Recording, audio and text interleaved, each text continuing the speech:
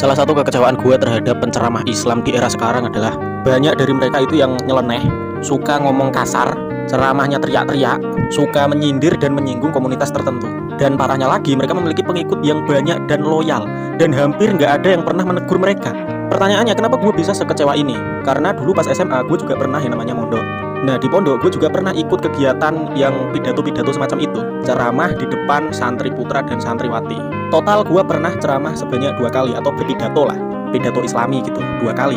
Yang pertama itu lancar, tapi yang kedua itu mulai sedikit ada gangguan, dimana gue mulai melontarkan guyonan-guyonan, candaan-candaan, bahkan sesekali gue melontarkan nada tinggi.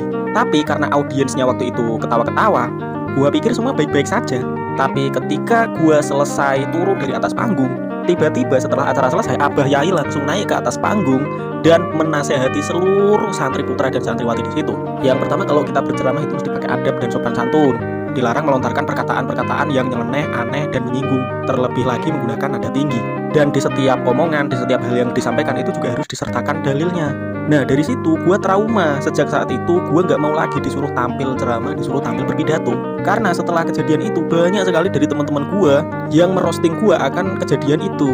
Dan kejadian itu bahkan selalu diungkit-ungkit selama 1 tahun lebih gitu. Jadi gue trauma. Nah, setelah gue dewasa, ternyata di luar sana gue menyadari banyak sekali pemuka agama yang omongannya itu jauh lebih parah dari gua waktu itu.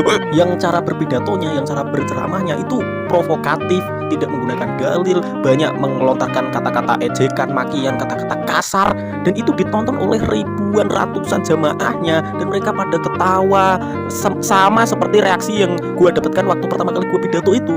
Banyak juga yang ketawa, tapi di endingnya gua malah ditegur. Nah, pertanyaan gua adalah, ini kenapa nggak ada yang berani negur ustadzah itu ya, yang ngakunya mereka lulusan dari pondok A B C D E F J, yang katanya Habib lah, yang katanya Gus lah, tapi ceramahnya itu tadi nyeleneh dan gak masuk akal. Kenapa gak ada yang berani menegur mereka?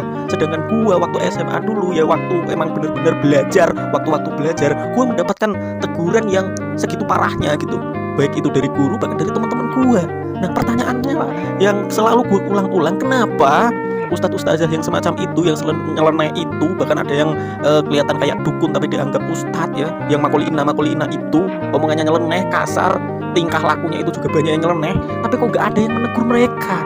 Kok pengikut mereka tetap banyak dan loyal? Ketika ada orang yang mencoba mengkritik mereka, kita malah dituduh sebagai pengadu domba. Ini masalahnya kenapa ini masyarakat kita? Hah? Dan itulah yang membuat gue tuh sangat-sangat kecewa. Karena dulu waktu masa-masa gue belajar ya, gue dikasih tahu ini yang benar, ini yang nggak benar. Tapi setelah sekarang gue terjun di masyarakat, melihat realita masyarakat yang seperti ini, gue tuh sakit hati. Gue pikir dulu gue adalah orang terhina di muka bumi karena melakukan kesalahan sefatal itu. Tapi ternyata di luar sana banyak sekali yang jauh lebih parah daripada gue waktu itu. Dan banyak pengikutnya dan itu dianggap normal. Astaga, ini Indonesia kenapa dah?